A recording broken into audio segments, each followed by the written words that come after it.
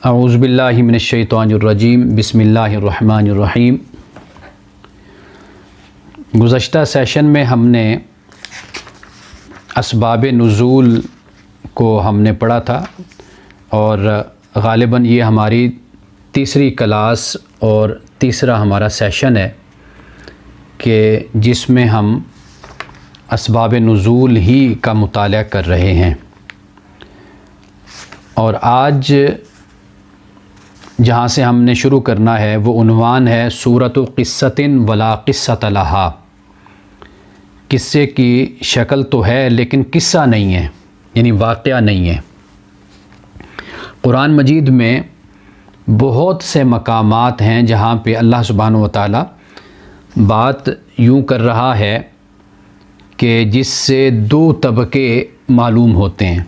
ایک طبقہ وہ ہے جو سعادت والا ہے، ایک طبقہ وہ ہے جو شقی ہے، یعنی بدبخت ہے۔ اب دو طبقوں کا اللہ تعالیٰ نے قرآن مجید میں کئی مقامات پہ ذکر کیا۔ اب یہ جو ذکر کیا جاتا ہے تو حضرت شاہ ولی اللہ یہاں پہ یہ کہہ رہے ہیں کہ اس سے مراد ہرگز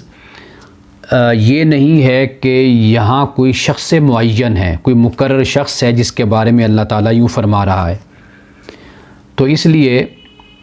وہ توجہ مفسرین کرام کی اس طرف دلاتے ہیں کہ جب اللہ سبحانہ و تعالیٰ اس طرح کلام فرماتا ہے تو اس میں کسی مفسر کو ضرورت نہیں ہے کہ وہ تحقیق کرے، وہ تلاش کرے کہ اس کا مصداق کون ہے اور یہ کس کے بارے میں کہی گئی ہے، اس کا نام کیا تھا۔ یعنی شخص معین کی تلاش اس کی ضرورت نہیں ہے، یہ خام خواہ کی محنت ہے، مشقت ہے جو مفسر کرتا ہے۔ اور اس لیے ان مقامات کا جو ایک مصداق بنتا ہے وہ صرف اتنی بات ہوتی ہے کہ ہم یہ کہتے ہیں کہ یہ فلاں باتیں جو اللہ سبحانہ و تعالیٰ نے مثال کے طور پر نیک لوگوں کی بیان کی ہیں، تو ہم کہتے ہیں کہ یہ باتیں تو فلاں شخص کے اندر موجود ہے، وہ اس کا مصداق ہے۔ یا کوئی بری بات ہے اور بدبختی ہے، شقاوت ہے یا برا کردار ہے، تو کسی شخص کو ہم دیکھتے ہیں تو ہم کہتے ہیں کہ یہ جو قرآن مجید میں کہا گیا یہ فلاں شخص اس کا مصداق بنتا ہے۔ جیسے ابو جہل، اب قرآن مجید میں جو برائیاں اور برے اعمال بیان کیے گئے تو جب ابو جہل کے کردار کو دیکھا جاتا ہے تو پھر انسان یہ کہتا ہے کہ بھئی ابو جہل اس کے مصداق تھا، یہ برائیاں اس کے اندر موجود تھی۔ جیسے فرعون کی بات کر لیں، نمرود کی بات کر لیں، حامان ہے، قارون ہے، ان کی بات کر لیں، تو حضرت شاہ ولی اللہ یہاں پہ یہ فرماتے ہیں کہ شخص معین کوئی نہیں ہوتا، اس کا اشارہ کسی خاص شخص کی طرف نہیں ہوتا، لیکن اللہ سبحانہ و تعالیٰ دو گروہوں اور دو شخصوں کا بیان کر رہا ہوتا ہے۔ یعنی اس سے مراد کوئی خاص شخص نہیں ہوتا، انسان ہی مراد ہیں کہ انسانوں میں یہ تقسیم موجود ہے۔ اب ہم عبارت پڑھتے ہیں اور جو آیات بیان کی ہیں وہ بھی میں ساتھ ساتھ اس کی تلاوت کروں گا اور ترجمہ بھی ساتھ بیان کروں گا۔ وعلی ھذا الاسلوب کثیراً، کہ اس اسلوب پر بکثرت ما یذکر فی القرآن العظیم صورتان، یعنی بکثرت قرآن مجید میں ان دو صورتوں کو اسی اسلوب پر بیان کیا گیا ہے۔ وہ کیا ہے؟ دو صورتیں، سورۃ سعید، ایک صورت ہے سعید کی یعنی سعادت مندی کی، نیک بختی کی، وَيُذْكَرُ فِيهَا بَعْدُ أَوْصَافِ السَّعَادَةِ، اور اس صورت میں بعد سعادت کے اوصاف بیان کیے جاتے ہیں۔ وَسُورَةُ شَقِيٍّ، اور دوسری صورت ہے شقی کی، وَيُذْكَرُ فِيهَا بَعْدُ أَوْصَافِ الشَّقَاوَةِ، اور اس صورت میں بعد بدبختی کے اوصاف کو بیان کیا جاتا ہے۔ اچھا، وَيَكُونُ الْغَرْضُ مِنْ ذَلِكَ، اور اس بیان سے جو غرض اور مقصد ہے وہ کیا ہے؟ وہ یہ ہے کہ بیان احکامی تلک الاوصاف والاعمال، کہ ان اوصاف اور اعمال کے احکام کا بیان، یہ مقصد ہے کہ یہ بتا دیا جائے کہ یہ جو اوصاف ہیں اور یہ جو اعمال ہیں ان کے بارے میں کیا احکام ہیں ان کو بیان کر دیا جاتا ہے۔ لَلتَّعْرِيضُ بشخص معین، یعنی یہ کوئی اشارہ نہیں ہوتا شخص معین کی طرف. جیسے اب مثال کے طور پر دیکھیے، کما قال سبحانہ وتعالی ووصینا الانسان بوالدیہ احسانا، ہم نے وصیت کی انسان کو کہ اپنے والدین کے ساتھ وہ احسان کرے. حملتہ، یہ سورۃ الاحقاف ہے، آیت نمبر 15، اور 15 سے لے کر 16، 17، 18 یہ تمام آیات اس میں شامل ہیں. کہ حملتہ امہ کرہن، کہ اس کو ماں نے اس کی اٹھایا مشقت سے، ووضعتہ کرہا، اور اس کو پیدا کیا پھر مشقت سے، وحملہ وفصالہ 30 شہرا، اور اس کے حمل اور اس کے دودھ چھڑانے کی جو مدت ہے یہ تقریباً بن جاتی ہے 30 مہینے. یعنی کم از کم جو پریگنینسی کی مدت بنتی ہے وہ 6 ماہ بنتے ہیں، اور باقی دودھ پلانے کی مدت بن جاتی ہے. تو یہ اس کو، ان آیات کو اگر ہم تلاوت کریں، آگے تک پڑھیں، تو اللہ سبحانہ و تعالیٰ آگے جا کر پھر 2 لوگوں کا ذکر کرتا ہے. ایک وہ شخص کہ جو اللہ تعالیٰ کا فرما بردار ہے، شکر گزار ہے، صالح ہے. ایک دوسرا یہ ہے کہ جس میں نہ شکر ہے اور نہ صالحیت ہے. تو یہاں پر اللہ سبحانہ و تعالیٰ نے اب 2 اشخاص کا ذکر کر دیا، 2 لوگوں کا. لیکن اس سے مراد ہرگز کوئی شخص معین نہیں ہے کہ رسول اللہ صلی اللہ علیہ وسلم پر جب یہ آیت اتری تو اس وقت کوئی 2 قسم کے لوگ تھے جو اس طرح کرتے تھے کہ اپنے والدین کا ایک شخص وہ تھا جو اپنے والدین کے احسان کو مانتا تھا، ان کے ساتھ بڑی محبت سے، بڑی خدمت سے پیش آتا تھا. ایک تھا کہ جو اس طرح کا نہیں تھا، کوئی یعنی شخص معین نہیں تھا رسول اللہ کے دور میں. لیکن اللہ تعالیٰ نے یہاں پر 2 لوگوں کا اور 2 گروہوں کا اللہ نے ذکر کر دیا. اچھا، اسی طرح آگے بیان کرتے ہیں ثم ذکر سورتین، کہ پھر بیان کیا 2 صورتوں کو، سورۃ سعید و سورۃ شقی. وہ کیا ہے؟ وَكَذَلِكَ قَوْلُهُ تَعَالَى وَإِذَا قِيلَ لَهُم مَاذَا أَنزَلَ رَبُّكُمْ قَالُوا أَسَاطِيرُ الْأَوَّلِينَ، یہ سورۃ النحل ہے، آیت نمبر 24 ہے. اب دیکھیے 2 طبقوں کو اللہ نے بیان کیا، اور جب انہیں کہا جائے کیا تمہارے رب نے نازل کیا، قالوا أساطير الأولين، کہتے ہیں کیا نازل کیا، یہ تو پہلوں کی کہانیاں ہیں جو اللہ تعالیٰ نے نازل کی ہیں، بھیج دی ہیں. اچھا، اسی طرح آیت نمبر 30 میں فرمایا وَقِيلَ لِلَّذِينَ اتَّقَوْا، اور کہا جائے ان لوگوں سے جو ڈرنے والے ہیں، اللہ کا تقوی رکھتے ہیں، ماذا انزل ربکم، تمہارے رب نے کیا نازل کیا، قالوا خیرا، تو کہتے ہیں کہ رب نے خیر ہی نازل کیا ہے. اب آپ دیکھیے، اب ایک گروہ یعنی ایک ذہنیت لوگوں کی یہ ہے کہ وہ اللہ تعالیٰ نے جو نازل کیا کہتے ہیں یہ تو بڑوں کے قصے کہانیاں ہی ہیں جو قرآن بیان کر رہا ہے. اور ایسے لوگ بھی ہیں کہ جب ان سے پوچھا جائے اللہ نے کیا نازل کیا تو کہتے ہیں اللہ نے سراپا خیر کو نازل کیا. اب یہ رسول اللہ کے دور میں یعنی کوئی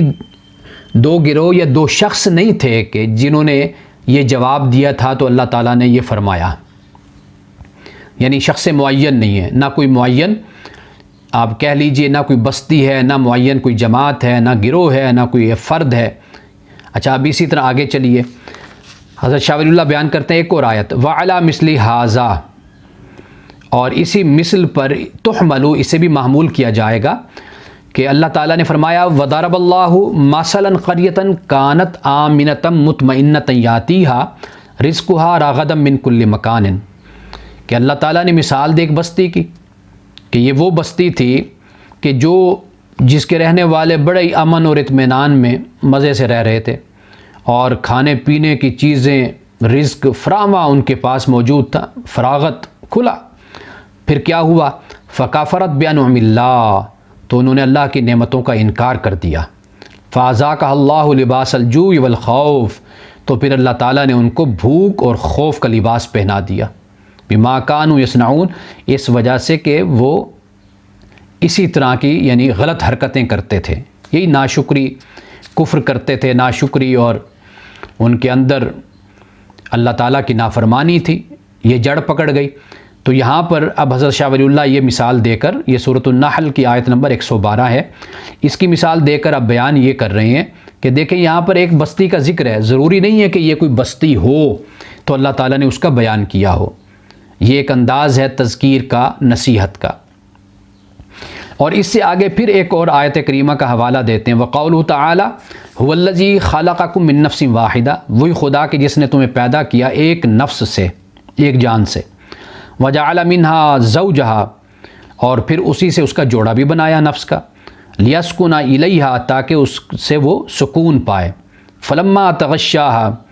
پھر جب مرد نے عورت کو ڈھانپ لیا، حملت حملا خفیفا، تو پہلے تو ہلکا سا حمل ہوا، فمرت بھی، تو پھر وہ چلتی پھرتی رہی اسی کے ساتھ، فلما اسکلت، پھر جب وہ بھاری ہو گیا، یعنی وہ جب زیادہ مہینے ہو گئے، دن ہو گئے، تو وہ بڑھ گیا حمل، دعوا اللہ ربہما، تو پھر دونوں نے اپنے رب کو پکارا، لئن آتیتنا صالحا، کہ اللہ ہمیں تو صالح اولاد عطا فرمانا، لنکونن من الشاکرین، تو ہم تیرے شکر گزار ہو جائیں گے، فلما آتاہما صالحا، پس جب اللہ نے ان کو صالح اولاد عطا کر دی، جعلا لہ شرکاء فیما آتاہما، اور پھر انہوں نے کیا کیا کہ اللہ تعالیٰ نے جو ان کو عطا کیا تھا نا، اس میں وہ اللہ کا شریک ٹھہرانے لگے، مرد اور عورت، میاں اور بیوی، فتعالی اللہ عما یشرکون، اللہ بلند ہے اس سے جو وہ شرک کرتے ہیں۔ اب دیکھیے کہ یہاں پر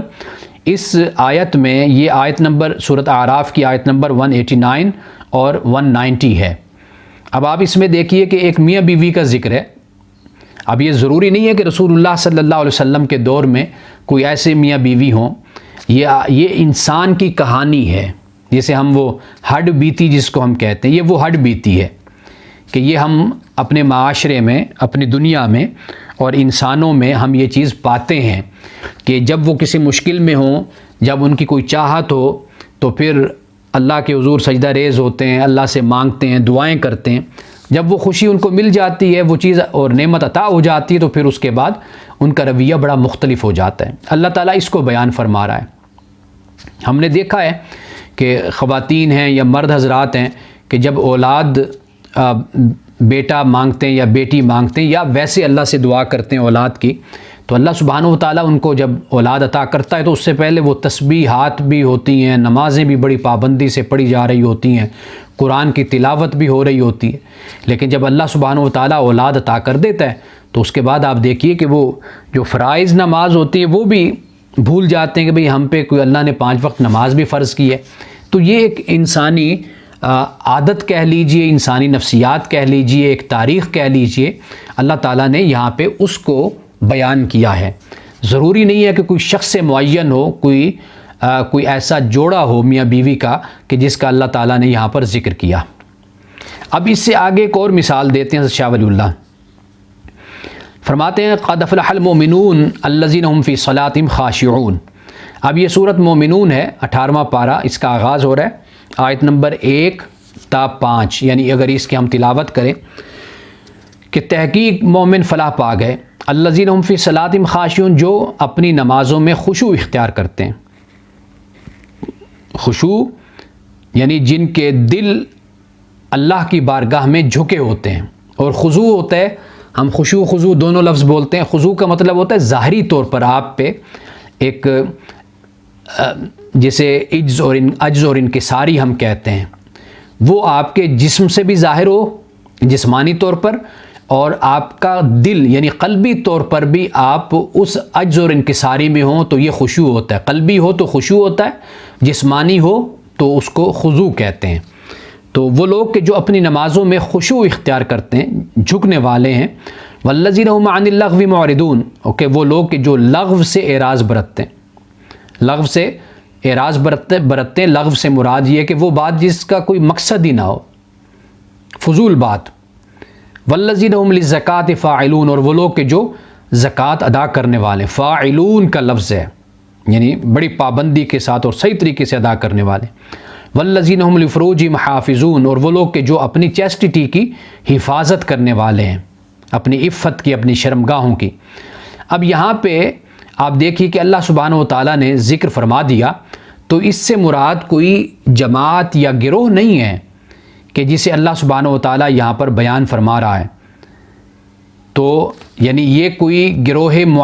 متعین گروہ نہیں ہے، کوئی جماعت ایسی نہیں ہے کہ جس کو خاص طور پر یہاں پر جن کی نشاندہی کی جا رہی ہے اور جن کی طرف اشارہ کیا جا رہا ہے۔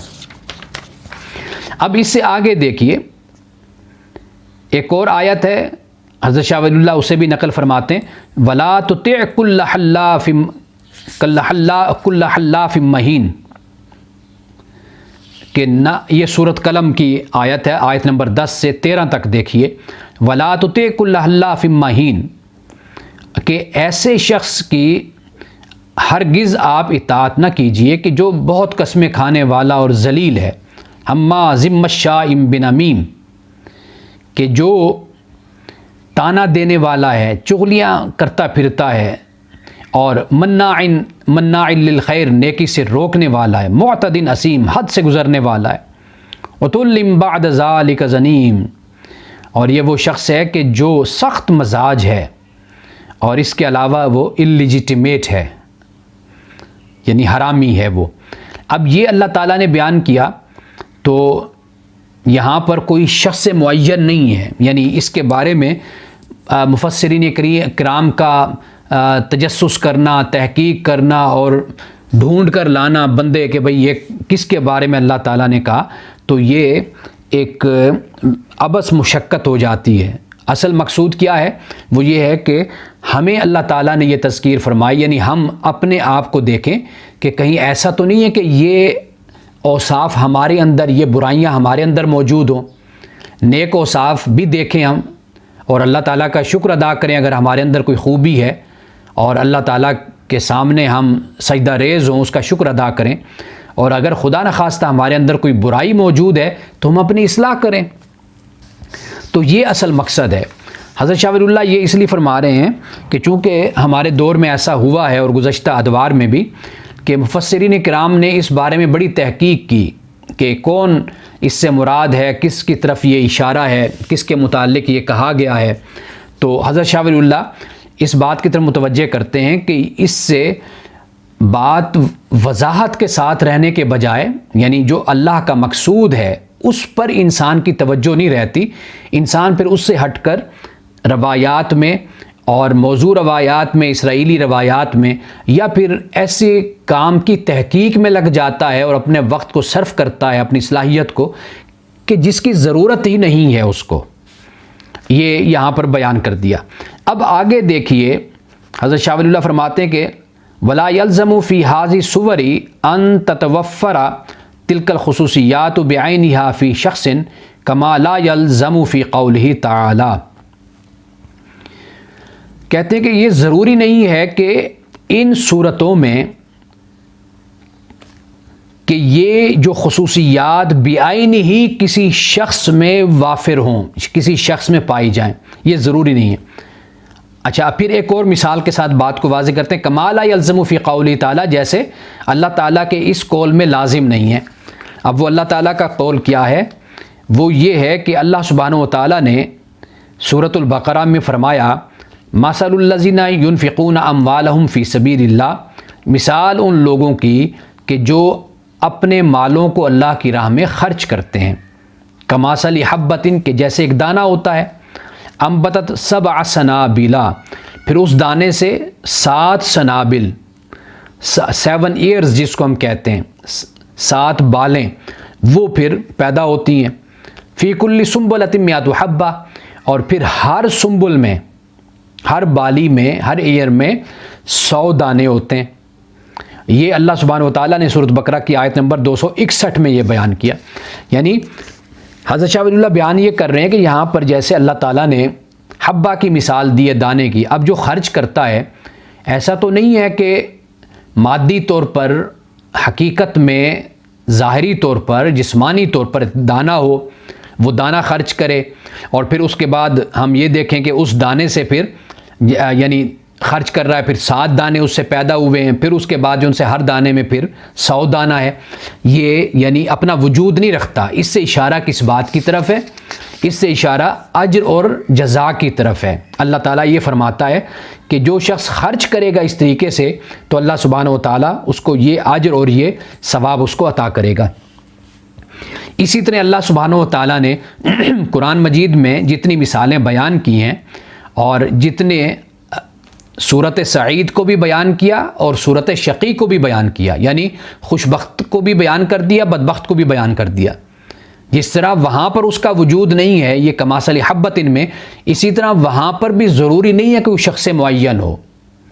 تو یہ ایک اور مثال کے ذریعے سے بات کو واضح کیا۔ اب آگے دیکھیے آگے کیا فرماتے ہیں، ان توجد حبۃ بہذہ الصفۃ، فرماتے ہیں کہ یہ لازم نہیں ہے کہ اللہ تعالیٰ کا یہ قول جو میں نے ابھی آپ کے سامنے پڑھا 261 میں، کہ پایا جائے دانا اس صفت کے ساتھ، یعنی یہ لازم نہیں ہے۔ انما المقصود، اس میں کوئی شک نہیں کہ مقصود کیا ہے، وہ ہے تصویر زیادت الاجر لا غیر، وہ صرف یہ ہے کہ اجر کی زیادتی کا بیان ہے، بس اس کے علاوہ اور کچھ نہیں ہے۔ فَإِن وجدت صورتٌ توافق ذالک فی اکثر الخصوصیات، پھر اگر پایا جائے کوئی صورت جو اکثر خصوصیات میں اس کے موافق ہو، او فی کلھا، یا کل میں پایا جائے، تو کانا ذالک من قبیل لزوم ما لم یلتزم، تو کہتے ہیں کہ وہ آپ پھر یوں سمجھیے کہ جیسے ہم کہتے ہیں نا کہ لزوم ما لم یلتزم کا مطلب ہوتا ہے کہ جو ہم نے چاہا تو نہیں لیکن وہ ہو گیا، لازم ہو گیا لیکن وہ لازم تھا نہیں۔ یعنی اگر جیسے ابھی میں نے آپ کو بتایا، میں نے آپ کو ابو جہل کی جیسے مثال دی کہ اللہ تعالیٰ نے قرآن مجید میں جو شقی لوگ ہیں، بدبخت لوگ ہیں، ان کی نشانیوں کو، عادات کو، خصائل کو، اعمال کو اللہ نے بیان کر دیا۔ اب اگر وہ اعمال، بد اعمالیاں اگر جا کر ابو جہل سے جا کر مل جاتی ہیں تو یہ ہم نے ملانے کی کوشش نہیں کی، لیکن یہ مل گئیں جا کر ابو جہل کے ساتھ، یعنی یہ ابو جہل اس کا مصداق بن گیا۔ اللہ تعالیٰ نے یہ آیات ابو جہل کے بارے میں نازل نہیں کی تھیں، لیکن اگر ابو جہل میں یہ خصوصیات پائی جاتی ہیں تو یہ کیا ہوا، یہ لزوم معلم یلتزم ہو گیا کہ اس مقصد کے لیے تو نہیں تھی لیکن اس کے ساتھ جا کر مل گئیں، اس کے مصداق ہو گئیں۔ جیسے میں نے آپ کو مثال دی کہ آج کے دور میں بھی اگر کسی شخص میں آپ کوئی اچھی صفت پاتے ہیں تو آپ کہتے ہیں کہ دیکھو قرآن مجید میں یہ بیان کیا گیا، یہ اچھی بات تمہارے اندر بھی موجود ہے۔ اگر کسی میں کوئی بری بات پائی جاتی جیسے غیبت کرنا، تو ہم کہتے ہیں کہ دیکھو یہ قرآن نے اس سے منع کیا ہے کہ ولا یغتب بعضکم بعضا یغتب بعضکم بعضا، کہ ایک دوسرے کی تم غیبت نہ کیا کرو۔ یا ہم یہ بھی کہتے ہیں کہ اگر کسی میں بہت زیادہ غیبت کرنے کی عادت ہے تو ہم کہتے ہیں دیکھو یہ قرآن کی اس آیت کا مصداق بنا ہوا ہے۔ تو یہ یہاں پر حضرت شاہ ولی اللہ یہ کہہ رہے ہیں، یعنی کہ آیت کا ضرور کوئی شخص معین تلاش کرنا، یا کوئی بستی معین بستی کو تلاش کرنا، یا معین جماعت کو تلاش کرنا، یہ کوشش مفسر کو نہیں کرنی چاہیے، اس تحقیق میں نہیں جانا چاہیے۔ ہاں اگر کہیں پر کوئی مصداق ہو جاتا ہے تو وہ ایک علیحدہ بات ہے، وہ ہم اپنی زندگی میں عام طور پر یہ چیز دیکھتے رہتے ہیں۔ اب یہاں پر یہ صورت قصۃ ولا قصۃ لہا، یعنی قصہ کی صورت سامنے ہے، ہمارے موجود ہے، لیکن وہاں پر کوئی قصہ، کوئی واقعہ نہیں ہے۔ اب اس سے آگے ایک اور عنوان ہے، وہ یہ ہے کہ قد یفردون السؤال والجواب فی التفسیر، کہ صحابہ کرام رضوان اللہ تعالی علیہ مجمعین کبھی سوال اور جواب فرض کر کے بھی تفسیر کر دیا کرتے تھے، یعنی سوال اور جواب کو فرض کرنا اور پھر اس کی تفسیر بیان کر دینا۔ جیسے آپ جانتے ہیں کہ سوال آپ کہتے ہیں کہ جیسے کوئی آیت ہے، کوئی مسئلہ ہے، آپ کہتے ہیں مثلاً کوئی یہ بات پوچھتا ہے تو پھر اس کا کیا جواب ہوگا۔ تو صحابہ کا یہ طریقہ تھا کہ قد یفردون السؤال والجواب فی التفسیر، کہ صحابہ تفسیر میں سوال و جواب کو فرض بھی کرتے ہیں۔ اچھا، اب اس کے لیے میں ایک دو مثالیں آپ کو دے دیتا ہوں، اس سے بات واضح ہو جائے گی۔ یہ یاد رکھیے کہ اسباب نزول کی بحث یہ بھی ایک صعب بحث ہے، مشکل بحث ہے۔ یہ جو مشکل ابحاث ہیں ان میں سے یہ مشکل بحث ہے۔ اگر یہ سمجھ لیا جائے تو کافی قرآن مجید کے مقامات واضح ہو جاتے ہیں، اور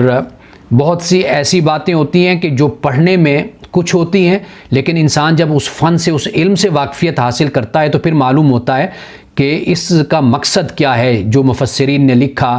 یا قرآن پاک کی تفسیر میں لکھا گیا، تو اس کا مقصود کیا ہے۔ اب مثال کے طور پر آپ دیکھیے،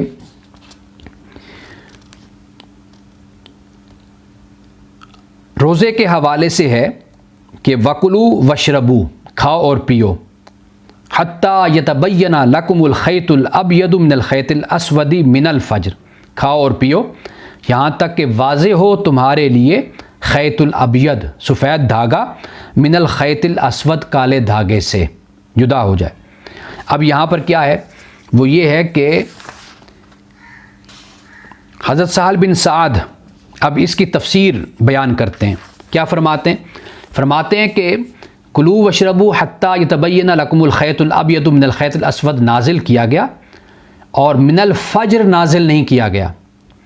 اس لیے جب لوگ روزہ کا ارادہ کرتے تھے تو کوئی اپنے پیروں میں سفید اور سیاہ دھاگا باندھ لیتا اور برابر کھاتا رہتا، یہاں تک کہ دونوں دھاگوں کو اچھی طرح دیکھ لیتا تو پھر وہ کھانا بند کر دیتا۔ اس کے بعد اللہ تعالیٰ نے من الفجر نازل فرمایا تاکہ لوگوں کو معلوم ہو جائے کہ اللہ تعالیٰ نے سیاہ اور سفید جو دھاگے کا ذکر کیا ہے، اس سے رات اور دن مراد لیے گئے ہیں۔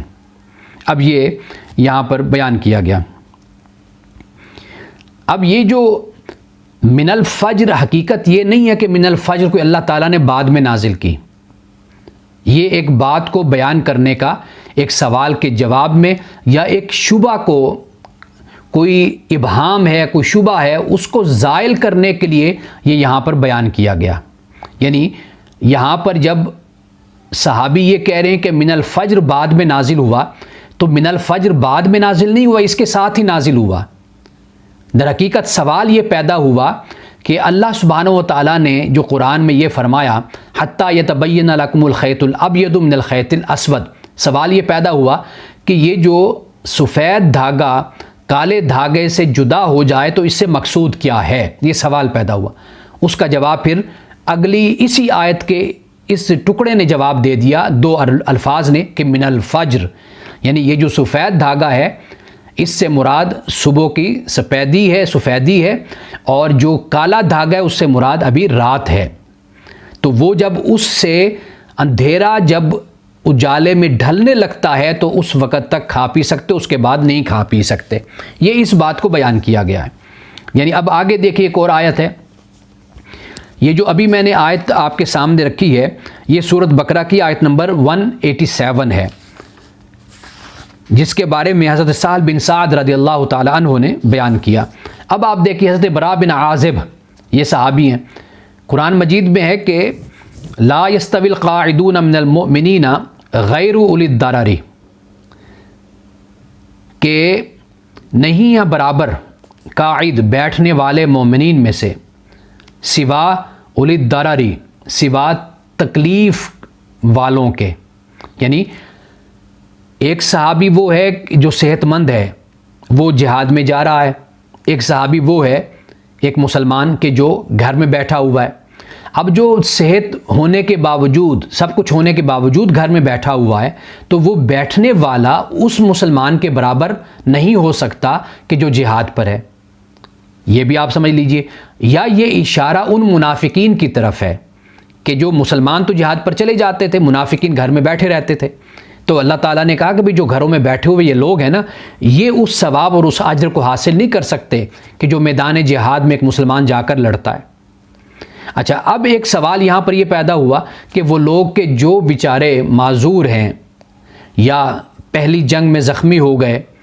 اور کوئی ان کے لیے مسئلہ کھڑا ہو گیا، یا ویسے پیدائشی طور پر وہ نابینا ہیں، تو وہ تو جہاد میں نہیں جا سکتے۔ اب ان کے لیے کیا حکم ہوگا؟ وہ تو پریشان ہوگا اس بات پر کہ جی ہم مسلمان ہیں، ہم اپنی مجبوری سے نہیں بلکہ فطری مجبوری سے ہم گھر میں بیٹھے ہوئے ہیں، ہم جہاد پہ نہیں جا رہے، تو کیا ہم بھی جہاد کرنے والوں کے برابر ثواب حاصل نہیں کریں گے؟ اب ان کی ایک جینون وجہ تھی ان کی، تو اللہ تعالیٰ نے یہ یہاں پر فرما دیا۔ یعنی ایک سوال پیدا ہوا، پھر اب آپ دیکھیے کہ لا یستوی القاعدون من المؤمنین، کہ نہیں ہے برابر بیٹھنے والے مومنین میں سے۔ اچھا، اب آگے فرمایا غیر اولی الضرری، سوا اس کے کہ جو تکلیف والا ہے، نقصان والا ہے، ضرر والا ہے، یعنی کوئی معذور ہے، نابینا ہے۔ اب کہتے ہیں، اب میں پڑھتا ہوں عبارت، حضرت براء بن عازب کہتے ہیں کہ لما نازلت الآیت، جب آیت یہ نازل ہوئی، لا یستوی القاعدون من المؤمنین، کہ جب یہ آیت نازل ہوئی تو دعا رسول اللہ صلی اللہ علیہ وسلم زیدن فاکتبھا، کہ آپ نے حضرت زید کو بلایا تو کہا کہ اس کو لکھ لو۔ فجاء ابن ام مکتوم، تو پھر ام مکتوم آئے، فشکا زرارتہ، عبداللہ ابن ام مکتوم آپ جانتے ہیں کہ وہ نابینا تھے، انہوں نے رسول اللہ صلی اللہ علیہ وسلم سے اپنے اس درار کی، اس اپنے نابینا ہونے کی آپ نے شکایت کی۔ یعنی مطلب یہ ہے کہ میں تو نابینا ہوں، اگر میں گھر میں بیٹھا ہوا ہوں تو مجھے اللہ تعالیٰ نے، یعنی اللہ تعالیٰ مجھے اس ثواب سے، یعنی اس آیت کے مطابق تو محروم کیا جا رہا ہے جو جہاد میں شریک ہو رہا ہے، تو میرا تو عذر فطری عذر ہے، حقیقی عذر ہے، میں تو نابینا ہوں، میں شریک ہی نہیں ہو سکتا۔ تو پھر اب یہاں پر دیکھیے فَأَنزَلَ اللَّهُ غَيْرُ لِلضَّرَرِ، تو پھر اللہ تعالیٰ نے نازل کیا، کیا نازل کیا؟ غیر للضرر، کہ وہ لوگ کہ جو ضرر والے ہیں وہ اس سے مستثنا ہیں، ان کو اجر ملے گا۔ اب یہ جو کہا نا کہ فَأَنزَلَ اللَّهُ، پھر اللہ نے نازل کیا، اب اصل بات یہ ہے کہ ایک سوال پیدا ہوا، اس سوال کا جواب اس کے ذریعے سے، یا ایک شبہ پیدا ہوا، ابہام پیدا ہوا، اس کا جواب یہاں پر دے دیا گیا۔ اب ہم عبارت پڑھتے ہیں، فرماتے ہیں وفی بعض الاحیان، کہ بعض مقامات پہ، بعض اوقات میں، یرد فی القرآن علی شبہۃ ظاہرۃ الورود، کہ قرآن پاک میں رد کر دیا جاتا ہے ایسا شبہ کہ جو ظاہرۃ الوجود ہے۔ ظاہرۃ الوجود سے مراد یہ کہ جو ہر ایک کو پیش آ سکتا ہے۔ او یجاب عن سوال مطوی مفہوم بسہولۃ، کہ یا پھر جواب دیا جاتا ہے ایسے پوشیدہ سوال کا کہ جس کو آسانی سے سمجھا جاتا ہے، اور اس کو، یعنی جو سابق کلام ہے، پہلی عبارت ہے، اس بنیاد پر اس کو سمجھا جا سکتا ہے۔ جیسے ابھی میں نے 2 مثالیں بھی آپ کے سامنے رکھی ہیں۔ اچھا، لقصد ایضاح الکلام السابق، پہلے کلام کی وضاحت کے مقصد کے لیے، لا لاجل ان احدا وجہ ھذا السؤال بعینہ، اس وجہ سے نہیں کہ کسی نے بعینہ یہ سوال پیش کیا، پوچھا، یا او اورد ھذہ شبہۃ بعینہا، یا پھر یہ کہ بعینہ یہی شبہ وارد ہوا، یہ نہیں ہے۔ وکثیرا ما یفترض الصحابۃ رضی اللہ عنہم فی تقریر ذالک المقام سوالا ویشرحون الکلام فی صورت السوال والجواب، کہ صحابہ کرام بکثرت، کثیراً یعنی اکثر اوقات صحابہ کرام فرض کرتے ہیں، یعنی اس مقام کی تفسیر میں، کہ کوئی سوال اور تشریح، یعنی مقام کی تفسیر میں کوئی سوال اور تشریح جو ہے اس کو کرتے ہیں کلام کے سوال و جواب کی صورت میں، یعنی کسی مقام پر اس کی تشریح کرنی ہو تو وہاں پر ایک سوال کو پیدا کر لیا اور پھر اس سوال کا پھر جواب دے دیا۔ یعنی اسباب نزول کے اس بحث میں بتانا یہ چاہتے ہیں کہ اگر کوئی نہیں جانتا اس بات کو تو وہ کیا سمجھے گا؟ وہ یہ سمجھے گا کہ ہاں یہ آیت تو پہلے نازل ہو گئی، لیکن یہ جو ٹکڑا ہے نا، یہ بعد میں پھر اللہ تعالیٰ نے اپنے رسول صلی اللہ علیہ وسلم پہ نازل کیا۔ تو وہ کہتے ہیں ایسا نہیں ہے، بلکہ کوئی شبہ ذہن میں پیدا ہوا، کوئی سوال پیدا ہوا، تو اس شبہ اور سوال کو خود پیدا کر کے پھر اس کا جواب اس انداز سے انہوں نے دیا۔ اب آپ دیکھیے، وَلَكِنَّ لَوْ نَظَرْنَا بِمَعَانِ النَّظْرِ فَالْكُلُّ كَلَامٌ وَاحِدٌ مُنَسَّقٌ، کہتے ہیں کہ اگر ہم ذرا گہری نظر کے ساتھ اگر ہم دیکھیں، تحقیق کے ساتھ دیکھیں، تو ہمیں پتہ چلے گا کہ یہ سارا کلام ایک ہی ہے اور یہ منسق ہے، ترتیب کے ساتھ بیان کیا گیا ہے۔ لا يحتمل نزول بعد عقیب بعد، کہ یہ اس کا متحمل نہیں ہے، یا یہ اس کا احتمال نہیں رکھتا کہ یہ نزول ایک دوسرے کے بعد ہوا یا کہ بعد دیگرے اس کا نزول ہوا، جیسے ابھی میں نے 2 مثالیں آپ کے سامنے رکھی کہ یہ نہیں ہے، بلکہ یہ ایک ہی کلام ہوتا ہے، مرتب کلام ہے، ترتیب سے کلام ہے۔ اور آگے فرماتے وہ جملۃ واحدہ منتظمۃ، ایک ہی جملہ ہے اور جو مربوط ہے، منتظم ہے، لا تفک قیودها علی اصل من الاصول، اور نہیں اس کی قیود کو الگ کیا جا سکتا قواعد میں سے کسی قاعدے کی بنیاد پر، یعنی ان کو ایک ہی آیت میں ان دو مقامات کو، دو چیزوں کو علیحدہ نہیں کیا جا سکتا۔ یہ پوری ایک آیت ہے اور یہ کلام واحد ہے اور یہ جملہ واحدہ اور منتظمہ ہے، لہٰذا ان کو علیحدہ نہیں کیا جا سکتا، ان کو اکٹھا ہی جوڑا جائے گا تو پھر ہی ساری بات واضح ہو جاتی ہے۔ تو یہ یہاں پر یہ عبارت مکمل ہوئی۔ اب اس سے آگے فرماتے ہیں کہ قد یریدون التقدم والتأخر الرتبی لا الزمانی، کہتے ہیں کہ صحابہ کرام کا یہ طریقہ تھا کہ وہ تقدم اور تأخر کو بیان کرتے ہیں، لیکن وہ تقدم اور تأخر یعنی ایک بات کو پہلے بیان کیا، ایک آیت کو پھر ایک آیت کو بعد میں بیان کیا۔ جب وہ اس طرح بیان کرتے ہیں نا تو اس سے مراد زمانے کا تقدم اور تأخر نہیں ہوتا، پہلے اور بعد میں آنے کا زمانے کے لحاظ سے نہیں ہوتا بلکہ رتبے کے لحاظ سے ہوتا ہے۔ مثال کے طور پر دیکھیے، اب ایک آیت کریمہ ہے سورۃ توبہ کی آیت نمبر ہے 34۔ اب اس میں اللہ نے فرمایا والذین یکنزون الذھب والفضۃ، وہ لوگ کہ جو سونا اور چاندی کو جوڑ کر رکھتے ہیں، ولا ينفقونها فی سبیل اللہ، اور اللہ کی راہ میں خرچ نہیں کرتے، ان کو دردناک عذاب کی خبر دے دو۔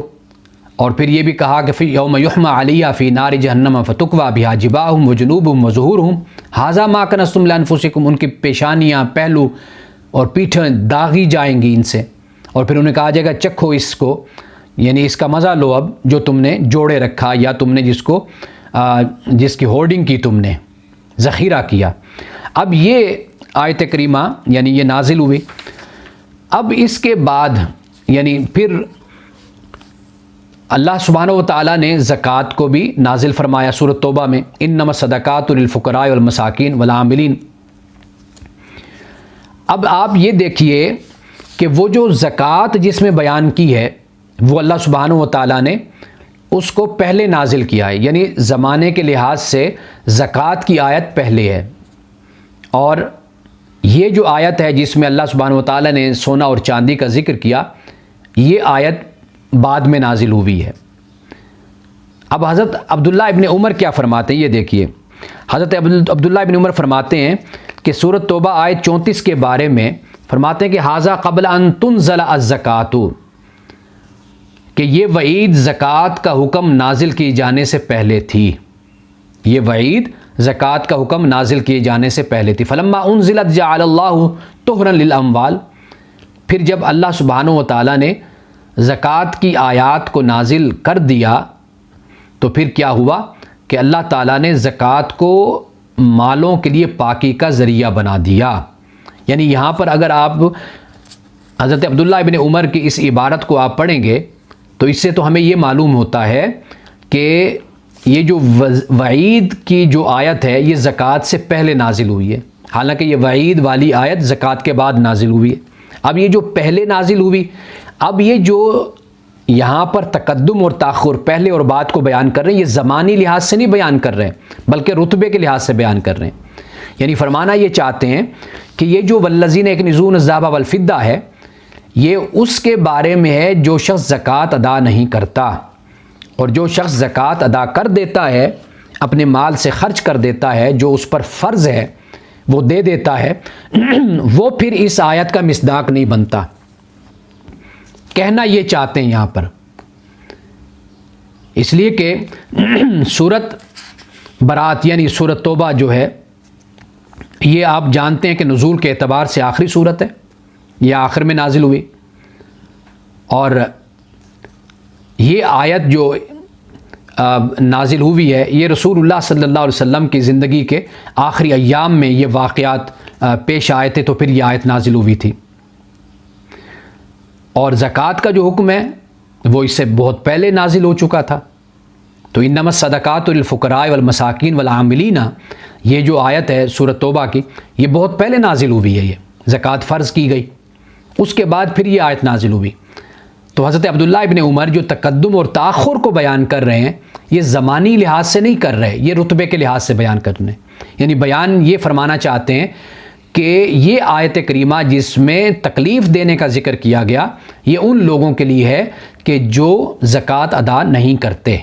اللہ تعالیٰ نے زکوٰۃ کے جو مصارف ہیں ان کو بیان کر دیا، جن پر زکوٰۃ فرض ہے انہیں چاہیے کہ اگر وہ عذاب خداوندی سے بچنا چاہتے ہیں تو پھر وہ زکوٰۃ کو ادا کریں۔ یہ در حقیقت اس بات کو بیان کیا گیا ہے۔ تو اب یہاں پہ آپ دیکھیے کہ اب میں عبارت پڑھتا ہوں، وقد یذکر الصحابۃ رضی اللہ عنہم التقدم والتاخر، کہ صحابہ کرام ذکر کرتے ہیں تقدم اور تاخر کا، اور وَيُرِيدُونَ بِذَلِكَ، اور اس سے وہ چاہتے کیا ہیں، التقدم والتاخر رتبی لا الزمانی،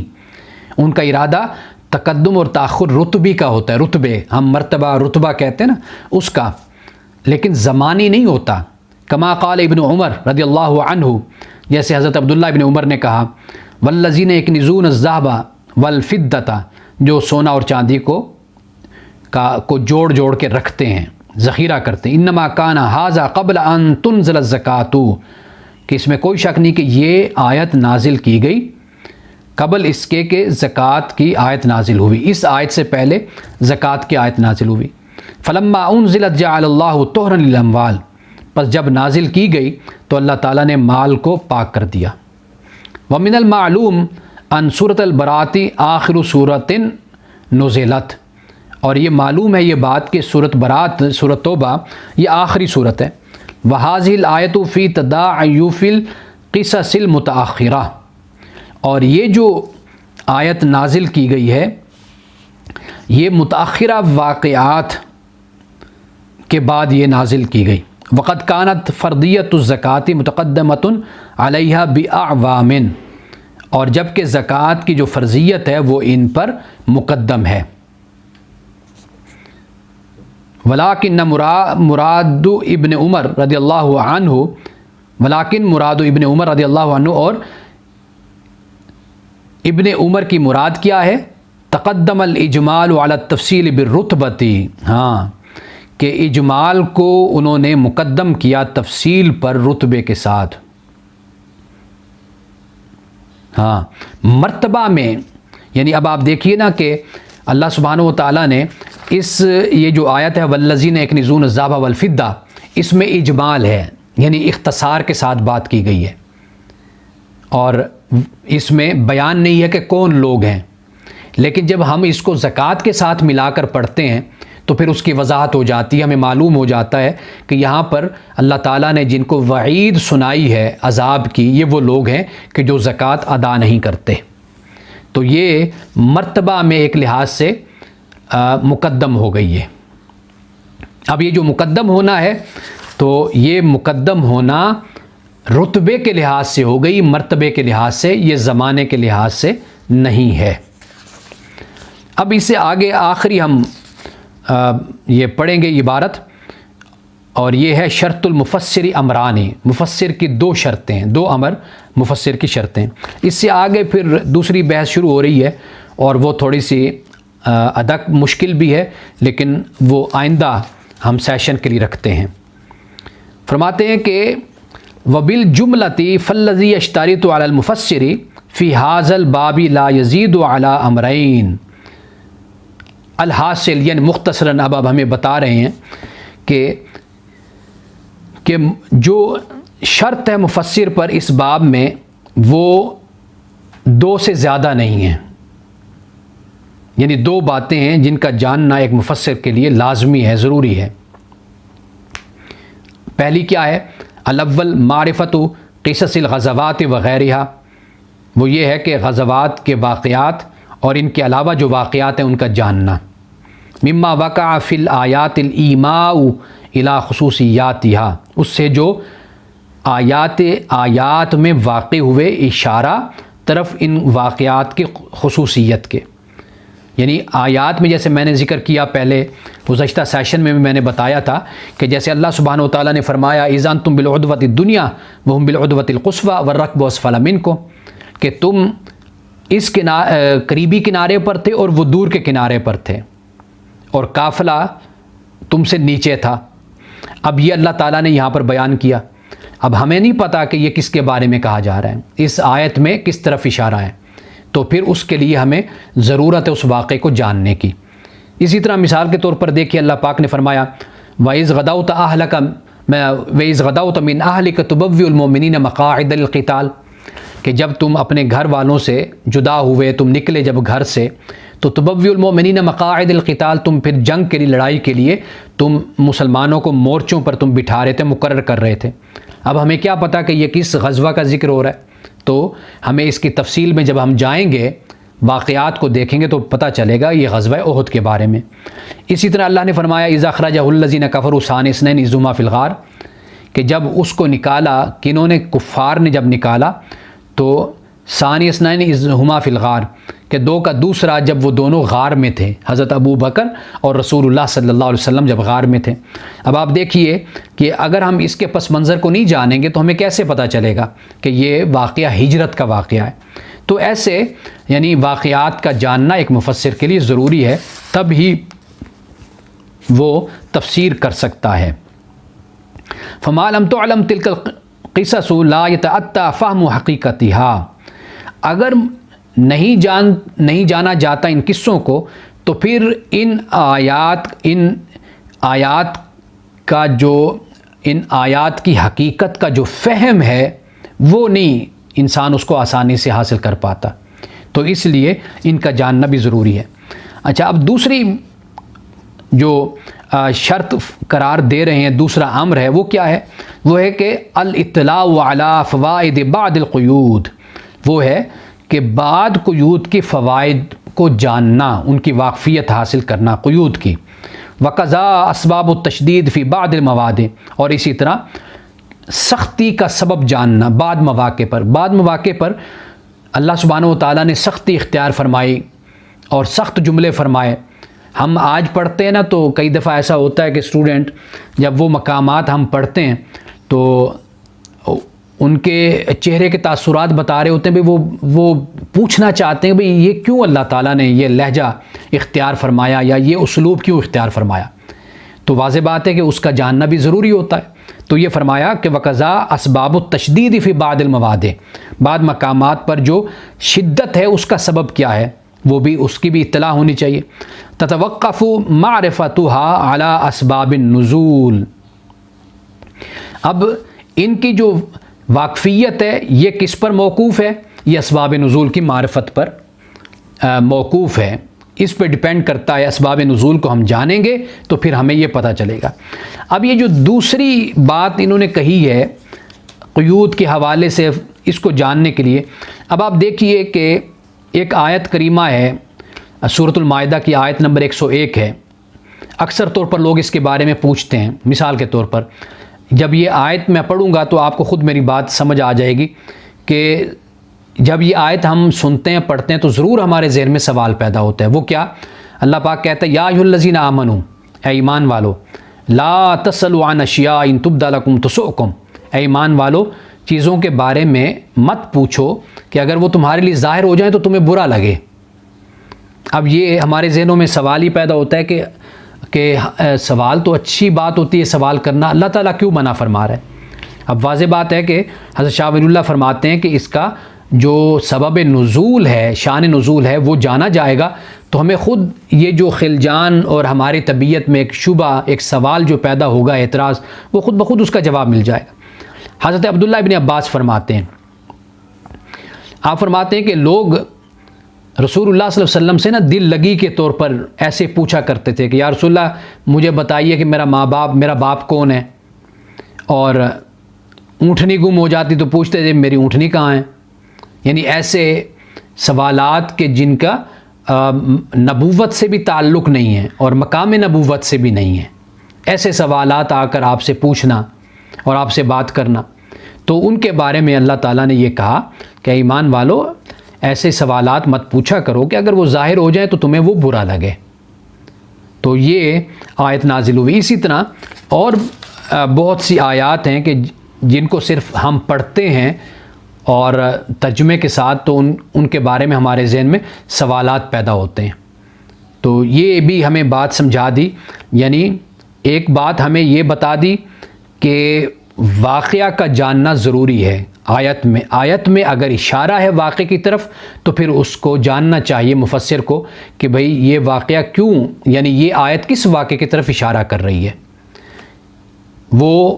اشارہ جانیں گے تب ہی آیت کا مقصد ہم پر کھلے گا۔ اور دوسری بات یہ بیان کر دی کہ اللہ سبحانہ و تعالیٰ نے جو سختی اختیار کی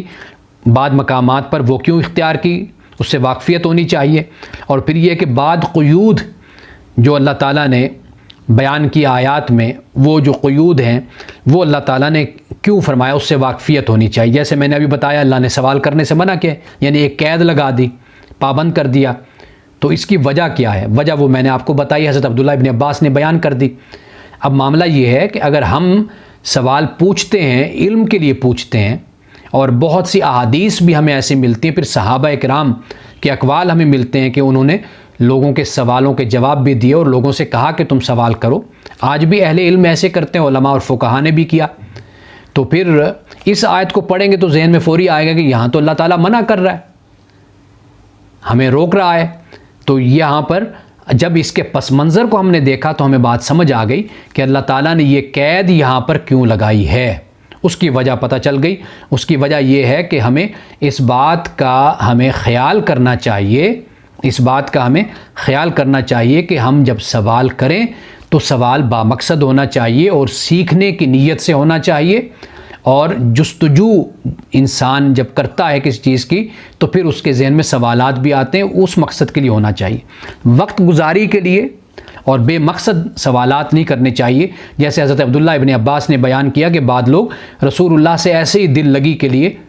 اور وقت گزارنے کے لیے رسول اللہ سے سوال کرنے آ جاتے تھے،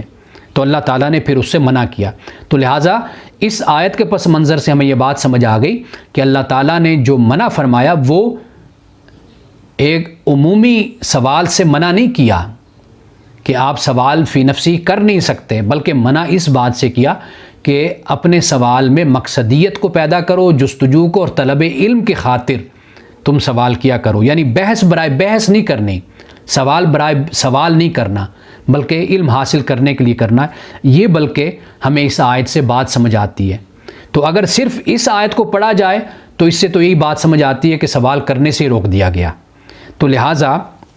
حضرت شاہ ولی اللہ فرماتے ہیں کہ دو شرطیں مفسر کے لیے، دو امر ضروری ہیں، یہ ضرور مفسر ذہن میں رکھ لے۔ تو یہاں تک بحمد اللہ تعالی ہم نے آج پڑھ لیا۔ اب اس کے بعد آخری بحث ہے اور وہ ہے توجیہ کے حوالے سے، فن توجیہ پر۔ تو یہاں سے ہم انشاءاللہ تعالی اگلے سیشن میں ہم شروع کریں گے، اور یہ بہت ہی اہم بحث ہے اور اس کا سمجھنا بھی قرآن کی تفسیر کے لیے اور قرآن مجید کے فہم کے لیے بہت ضروری ہے۔ اللہ سبحانہ و تعالی ہمیں قرآن مجید کا فہم عطا فرمائے اور قرآن پہ عمل کی توفیق عطا فرمائے۔ وآخر دعوانا ان الحمد للہ رب العالمین۔